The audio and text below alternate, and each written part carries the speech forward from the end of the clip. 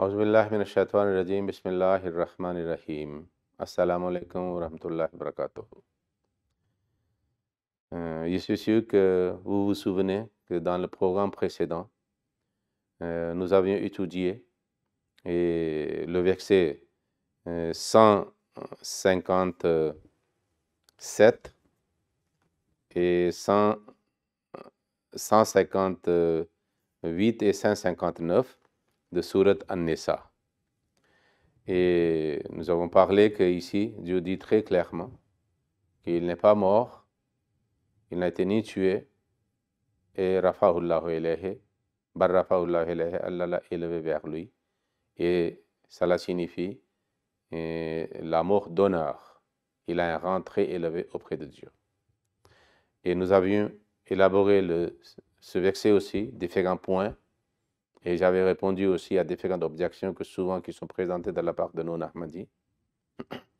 Alors, dans cette explication, le mot Rafa était le centre de l'explication ou le débat.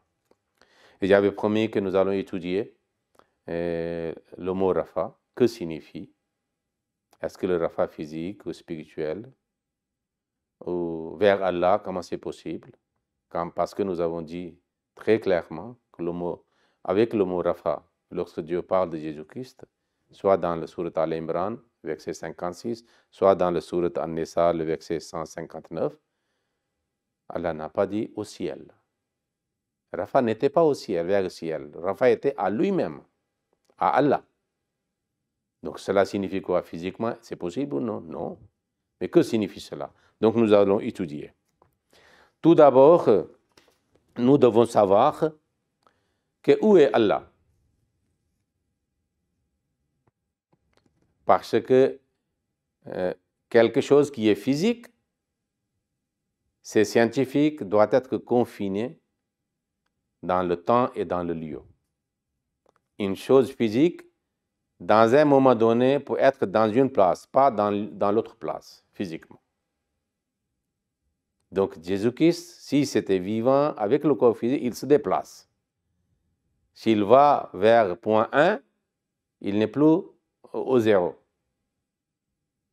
Donc il va, et puis il dit Allah l'a élevé vers lui. Donc cela signifie qu'Allah était avec lui. Est-ce qu'Allah n'était pas avec Jésus-Christ lorsqu'il était sur la croix ou lorsque les Juifs ou ses opposants voulaient crucifier ou mettre fin à sa vie? Est-ce qu'Allah n'était pas avec lui? Allah est toujours avec les prophètes. Donc où il a élevé? Lorsqu'il était sur la terre aussi. Donc, mais pour Allah, on ne peut pas dire qu'il a confiné dans le temps et dans le lieu. Pour Allah, on ne peut pas attribuer une telle chose. Et le Coran établit, parce qu'il y a certains musulmans, des fois, ils ne comprennent pas la logique et ils ne veulent pas comprendre la logique et les arguments rationnels. Donc, je vous donne des références. D'abord, nous allons savoir, selon le Saint-Coran, où est Allah. Parce que l'un côté, lorsque le Coran dit Allah l'a élevé à lui, il dit Jésus est au ciel, malgré qu'Allah n'a pas mentionné le mot ciel. Donc on va étudier aujourd'hui deux choses. Où est Allah, selon le Saint-Coran, et puis que signifie le mot Rafa. Et puis nous allons comprendre facilement que signifie Rafeuka ilayya dans Al-Imran et Bar Rafa'ullahu ilayhi, Allah l'a élevé à lui. Okay. Maintenant dans le Surat An'am, verset 4. C'est Surat An'am, c'est le chapitre 6. Et le verset 4 dit, et ce sujet est éparpillé dans le Saint-Coran. Il dit, Wa huwa Allahu fis samawati wa fil arzi. C'est Allah le Dieu unique, à la fois dans les cieux et sur la terre. Donc, cet univers immense que l'homme de l'époque de Jésus-Christ ne connaissait pas, très peu, et aujourd'hui, c'est milliers de fois plus que l'homme connaît cet univers à travers sa connaissance scientifique. Et jusqu'à aujourd'hui, il ne peut pas savoir l'immensité de cet univers. Terre est une partie de notre système solaire dans lequel nous vivons, qui fait partie de millions c'est-à-dire de galaxies. Dans notre galaxie, il y a milliers, on peut dire millions de systèmes solaires. Et il y a millions de galaxies. Donc, si on compte, c'est-à-dire 7 cieux, de l'un côté de la Terre, de cet univers, l'autre, c'est immense. Comment il peut aller jusqu'au bout? Ok? Même pas jusqu'au premier ciel. Mais Allah dit, Allah est dans tout l'univers, partout dans les cieux et sur la terre. Puis, Dieu dit dans Sourate Al-Baqarah, verset 106, 116, il dit que Aynama tawallu fathamma wajhullahi. Ce verset est très connu. Il dit Walillahi al-mashriq wal-maghrib. Fa aynama tawallu fathamma wajhullahi. Inna Allaha wasi'un alim. Il dit et à Allah appartient l'Est et l'Ouest. Et où que vous vous tourniez, il y aura la face d'Allah. Il y a Allah. Aynama tawallu, n'importe où vous tournez, n'importe où vous êtes. Fasamma wajhullahi, là-bas il y a Allah. Inna Allah wasi'un alim. Allah est très immense. Ok? On ne peut pas imaginer l'immensité de Dieu. C'est pour ça, comme il est partout, donc il connaît, il est omniscient. Il est omniprésent et omniscient. Donc, si on dit qu'il est à Allah, donc Allah est partout, donc Jésus est partout. Ainsi, il attribue la divinité à Jésus-Christ, comme les chrétiens disent. Donc, ainsi, les non-ahmadis musulmans favorisent, et aident les chrétiens pour justifier leur idée concernant la divinité de Jésus-Christ qu'il attribue à lui. Il n'est pas partout. Puis, il y a un autre verset de Sourate Kahf, chapitre 50, et le verset 17.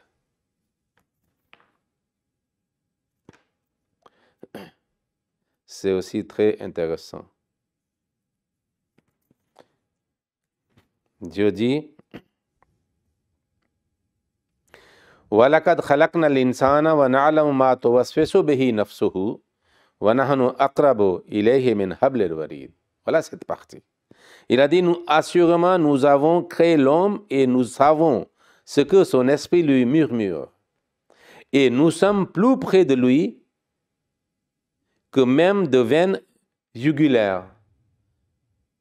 La veine de la vie, Allah dit que je suis plus proche de lui. Nous sommes plus près de lui que la veine de la vie. Pour Jésus aussi, Allah était comme ça. Donc, où Allah l'a élevé? Puis, c'est-à-dire, il y a un autre verset, Surat An-Nur. Surat An-Nur est le chapitre 34. Et le verset...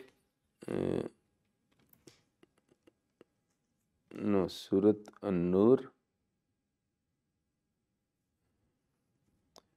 non, c'est pas 34.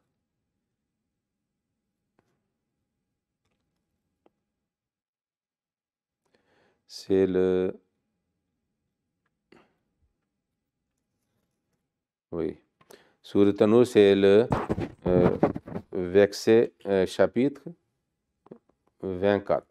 Pas 34, 24. Et le verset était 36.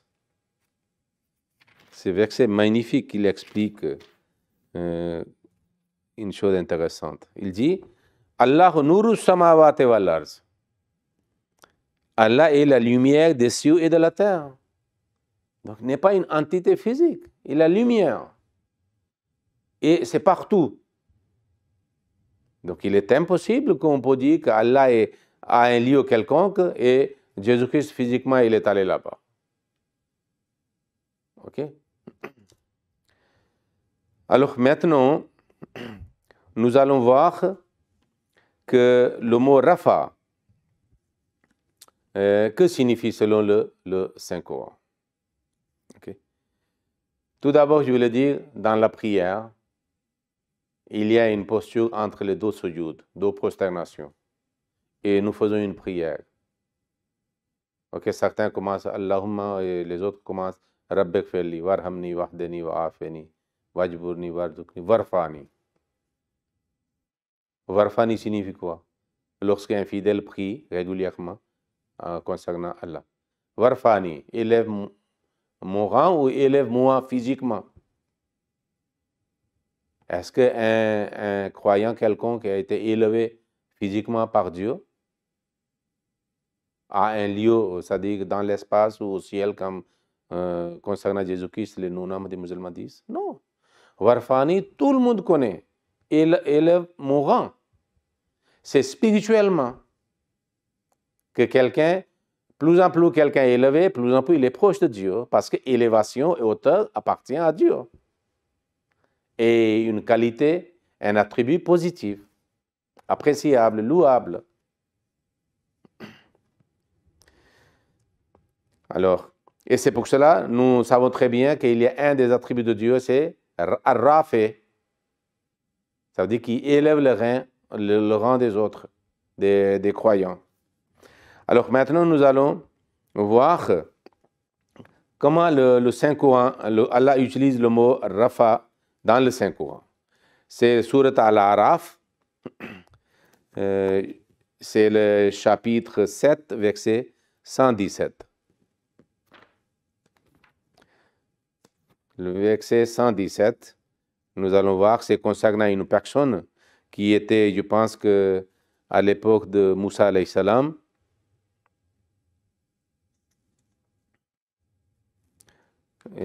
177, pas 60, pas 100, c'est-à-dire 17, 177. Ok, chapitre Al-Araf. Alors, c'était concernant une personne qui est souvent mentionnée dans les ouvrages religieux comme Balam Baour, c'est-à-dire par les musulmans. Qu'est-ce qu'Allah dit concernant lui? Parce qu'il a dit وَلَوْ شِئْنَا لَرَفَعْنَاهُ بِهَا وَلَكِنَّهُ أَخْلَدَ إِلَى الْأَرْضِ وَاتَّبَعَ هَوَاهُ. Parce que le verset précédent, c'est et raconte là l'histoire de Sylvie à qui nous avons donné nos signes. Ça veut dire, en apparence, il était très proche de lui.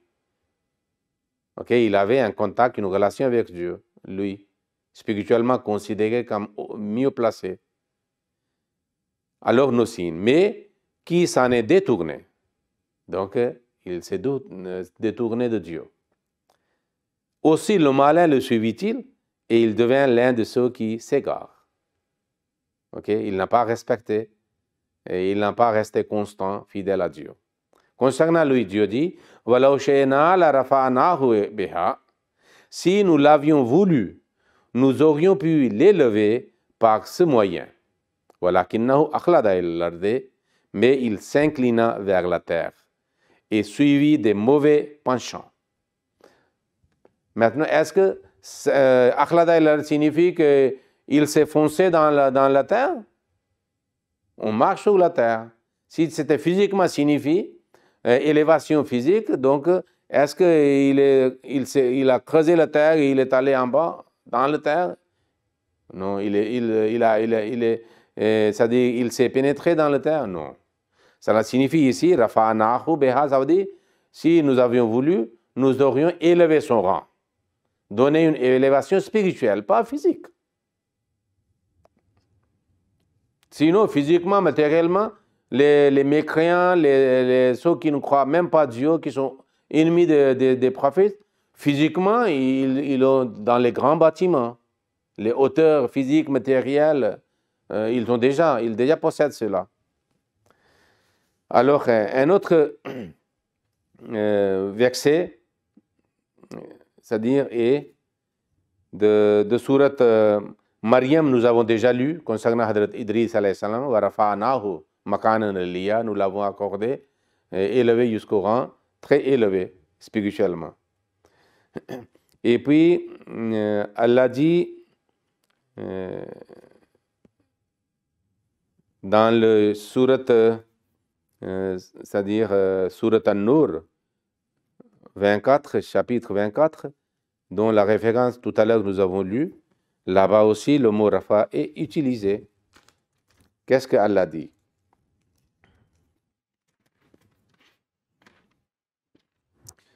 Il dit que la lumière de Dieu existe où? Se trouve où? Il a dit Fi buyutin azina Allahu an turfa wa yuzkara fiha fi hasmuhu. Cette lumière est maintenant allumée dans des maisons à l'égard desquelles Allah a commandé qu'elles soient élevées. Maintenant, est-ce que les maisons de briques et de ciment soient élevées? Non. C'est grâce au zikr, souvenir d'Allah, de la part des fidèles croyants qui font des prières, des supplications, des zikrs, des mentions de manifestations divines, et les autres prières qu'ils font. Et grâce à cette prière, ils ont la lumière dans leur maison. Et ces maisons, ça veut dire l'ambiance ou les habitants et leur foi, c'est-à-dire c'est élevé. Pas la maison que physiquement, s'il y a une maison à l'auteur de 10 mètres, et si le client commence à prier, il deviendra, c'est-à-dire à 51 mètres ou après 100 mètres dans l'espace on va voir. Ce n'est pas physiquement. C'est spirituellement, toujours. Puis nous trouvons un autre verset dans Surat Al-Waqi'a, chapitre 56 et le verset 35. Qu'est-ce que Dieu dit dans ce verset 35? Il a dit Va foroshen marfu'a concernant les choses du paradis. Et ils auront des épouses nobles. Oui, Forosh signifie leur partenaire ou les épouses concernant le paradis, Dieu dit marfu'a, qui ont été élevés. Donc ici on traduit nobles, qui ont un rang très élevé auprès d'Allah. Est-ce que dans le paradis aussi, il y aura quelque chose d'élevé physiquement? Non. Marfou signifie qui a été élevé, dont le rang a été élevé par Dieu, qui est proche de Dieu, beaucoup plus noble. Parce que quelqu'un peut être plus haut en noblesse aussi. Et puis, nous trouvons dans un autre verset, Surat Al-Mujadila, chapitre 58, et le verset 12. Qu'est-ce que Dieu dit? Dieu dit Ya ayyuhallazina amanu idha qila lakum tafassahu fil majalisi fafsahu yafsahillahu lakum wa idha qila anshuzu fanshuzu. Ça veut dire, lorsqu'on vous dit quelque chose, il faut être obéissant et soumis à ce que Allah dit, à ce que votre messager dit. Il a dit, ô vous qui croyez, lorsqu'on vous dit, faites place dans vos réunions, alors faites place. Allah fera amplement de la place pour vous aussi. Et lorsqu'on dit, levez-vous, alors levez-vous. Donc, si vous êtes obéissant à Allah et à son messager, qu'est-ce qu'Allah dit? Yarfa'illahu allazina amanu minkum. Alors, Allah élèvera à des rangs éminents ceux d'entre vous qui croient.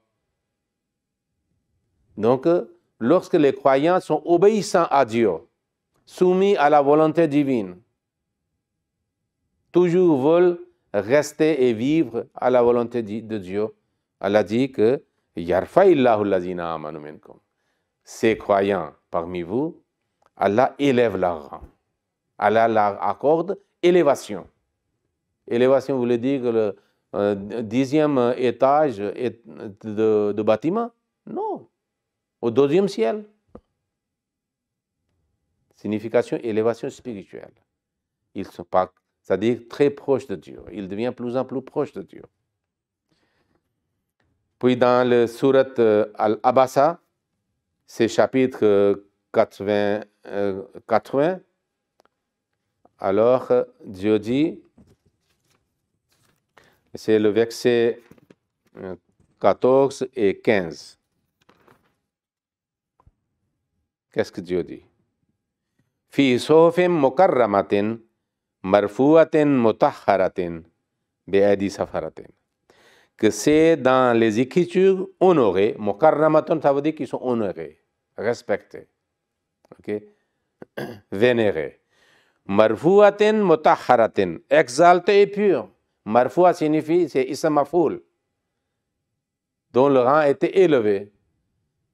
Alors, est-ce que cela signifie qu'on met ces livres, qu'on met sur c'est-à-dire une place très, très haute, au sommet de la montagne, ou au minaret quelconque? Non. Ça veut dire qu'ils sont un rang très élevé, c'est-à-dire auprès d'Allah, très respecté par Allah, honoré par Allah, place honorable. Alors c'est pour cela, je vous ai donné plusieurs références. Maintenant, nous allons étudier dans le hadith aussi, le mot rafa est utilisé.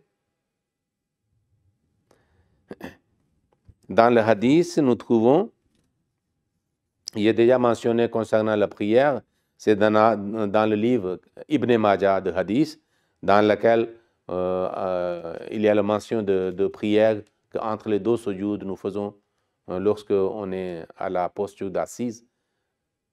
Ok, à la fin on dit Rabbik firli warhamni wahdini wa'afini wajburni warzuqni et warfa'ni. Le mot rafa est utilisé et chaque fidèle croyant prie ça, warfa'ni, et le mourant. Même des fois quelqu'un est décédé, on prie pour lui, qu'Allah lui donne haute place, la place élevée auprès d'Allah. On utilise à ce moment-là le mot rafa.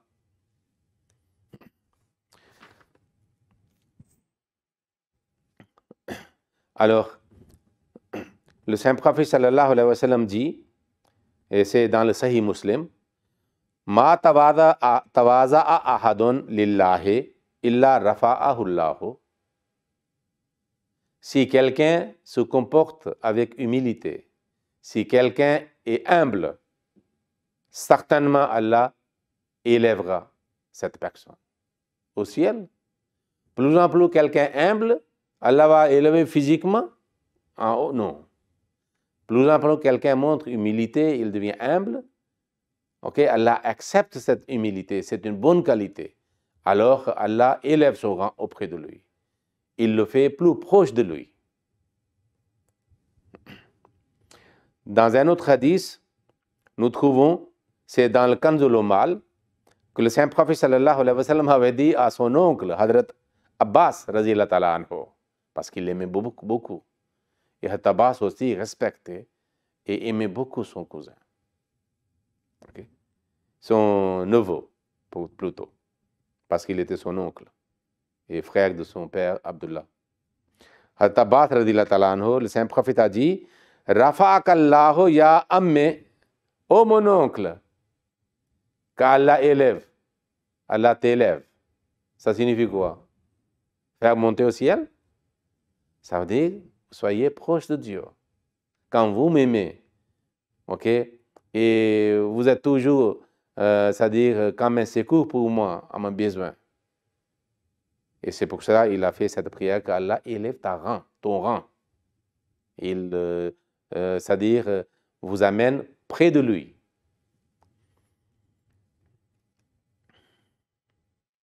Et puis nous trouvons un autre hadith, Man tawada lillahi takhashu'an lillahi rafa'ullahu. C'est la même signification de hadith que je viens de citer de Sahih Muslim. Maintenant, il y a un autre hadith qui décide tout, comme fait une conclusion quelconque. C'est quoi? Nous trouvons dans Kanzul Umal, le Saint-Prophète sallallahu alayhi wa sallam a dit, nous avons étudié certains hadiths dans lesquels il a dit que c'est lui qui est humble, Allah l'élève. Allah lui accorde honneur, c'est-à-dire élévation, toujours dans le rang. Parce que celui qui est orgueilleux, arrogant, Allah n'aime pas l'orgueil et arrogance. Alors lui, il est humilié par Dieu. Mais celui qui est humble, qui a cette bonne qualité humaine, humilité, il n'est pas orgueilleux, Allah lui accorde, c'est-à-dire une élévation proche de lui. Alors, qu'est-ce que le Saint Prophète sallallahu alayhi wa sallam a dit? Il dit, Ida tawadal abdo, lorsque mon serviteur se comporte avec humilité, il devient humble. Rafahullahu, Allah l'élève. Il a sama'i sabiyate au 7e ciel. Plus en plus, l'homme se comporte avec humilité, plus en plus il devient humble, plus en plus Allah élève son rang. Il a sama'i sabiyate jusqu'au 7e ciel. Maintenant, ici, le mot ciel existe et utilisé par le Saint Prophète sallallahu alayhi wa sallam. Est-ce que un non-Ahmadi, comme bien grand pour être comme savant, pour dire qu'il y a un musulman, même parmi les sahaba du Saint Prophète sallallahu alayhi wa sallam, qui est allé jusqu'au 7e ciel? Il dépassait tous les prophètes. Cela signifie que si quelqu'un parmi mon ummat, il devient plus humble, il est possible que son rang soit plus élevé que Jésus-Christ. Parce que Jésus-Christ, selon le Mérage, il est au 3e ciel ou 4e ciel. Certains disent 4e ciel, par exemple. Mais lui, un croyant, un suivant du Saint Prophète sallallahu alayhi wa sallam, il peut aller jusqu'au 7e ciel, plus grand que les prophètes, tous les autres prophètes, parce qu'il est suivant du Saint Prophète sallallahu alayhi wa sallam. Seulement, c'est humilité et la condition. C'est pour cela les bien-aimés de Dieu, les envoyés de Dieu sont beaucoup plus humbles par rapport aux autres. C'est pour ça qu'ils sont très proches de Dieu. Donc ce hadith détermine quelque chose. Qui peut traduire qu'il est, c'est-à-dire cela signifie 7e ciel, mais quelqu'un peut aller au 7e ciel physiquement? Non. Donc, si Allah n'a pas utilisé le mot ciel, et nous traduisons qu'il l'a fait monter, il l'a élevé au ciel. Donc, c'est contre le Saint-Coran, c'est contre le hadith, c'est contre la logique et la rationalité. OK? Et puis, dans la langue arabe, on dit ar-rafo, lorsqu'on utilise le mot rafa, takribo kasheo, ça veut dire proximité, quelqu'un qui est proche d'une autre chose. Cela signifie cela, ar-rafa. Donc physiquement, hauteur n'est pas la signification de rafa. Quelque chose qui est proche. Parce que si vous honorez quelqu'un, il est proche à vous. Il vous est cher. Et le cher, vous gardez avec vous. Et puis dans Akrabul Mawarid, c'est aussi un dictionnaire. Rafa'uhu ila sultane et karrabahu. C'est même si quelqu'un dit que quelqu'un l'a amené vers le roi, okay, il l'a élevé vers le roi, si le mot rafa est utilisé même, c'est-à-dire qu'un être humain et une personne a été élevé jusqu'au roi pour qu'il soit proche de lui, on dit « et karrabahu ». Même si les deux sont les corps physiques, deux personnes, un roi et une autre personne ordinaire. Si quelqu'un l'amène vers le roi, on utilise le mot rafa, ça signifie karrabahu. Il l'a rendu proche de lui.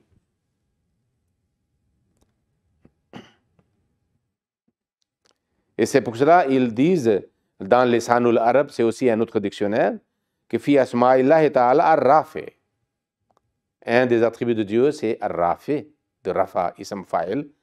Huwa alladhi yarfa'ul mu'minu. C'est lui qui élève les croyants. Maintenant, est-ce que physiquement? Non.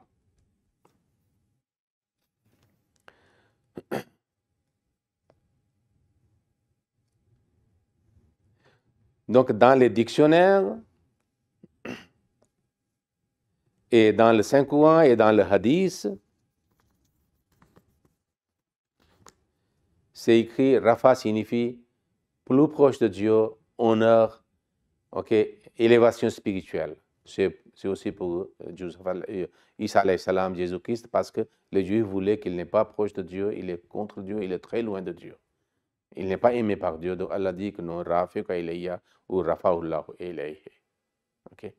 Donc c'est pour cela que, voyez, à la fin, je cite un exemple.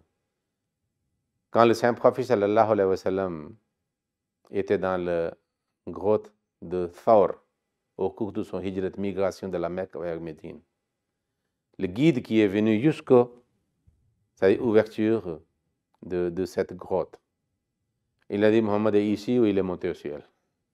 Ça signifie qu'il est disparu. Il n'existe pas dans cette terre. Donc, des fois, même le mot ciel est utilisé, cela ne signifie pas au ciel physiquement. Mais, nous avons dit des fois dit parce qu'il était en danger, il voulait le tuer. Donc, Allah, pour le sauver, il a fait monter physiquement au ciel. Mais tous les prophètes étaient victimes d'attentats à leur vie. Tous les prophètes ont subi cet attentat, cette machination qu'ils ont voulu tuer. Est-ce que Pharaon n'a pas voulu tuer Moussa alayhi salam? Est-ce que Namrod n'a pas voulu mettre fin à la vie d'Abraham alayhi salam? Est-ce que les Mecquois, les Juifs et les hypocrites et les autres opposants du saint prophète, ils n'ont pas voulu tuer le saint prophète? Même l'empereur d'Iran avait envoyé pour l'arrêter, pour mettre fin à la vie du saint prophète. Est-ce que le saint prophète l'a fait monter au ciel? Non. Allah montre sa puissance, mais avec la sagesse, comme concernant Jésus-Christ, Barrafa'ullah ilayhi wa kana Allahu azizan hakima. Il est tout puissant. Il a le pouvoir, mais il l'utilise avec la sagesse. Et ainsi, il défait les machinations des opposants des prophètes. Il montre son pouvoir et la sagesse aussi. Il fait réussir ses opposants, ses prophètes et ses envoyés. La même chose a été faite avec Jésus-Christ par Allah. Alors, sans faire monter au ciel, Jésus-Christ a vécu après cela, il se déplaça et il a accompli sa mission. Et puis, il a subi la mort naturelle en tant que prophète véridique, vrai et honnête et fidèle, un rang très élevé auprès d'Allah. Que Dieu nous accorde une compréhension de ce sujet. Assalamu alaikum wa rahmatullahi wa barakatuh.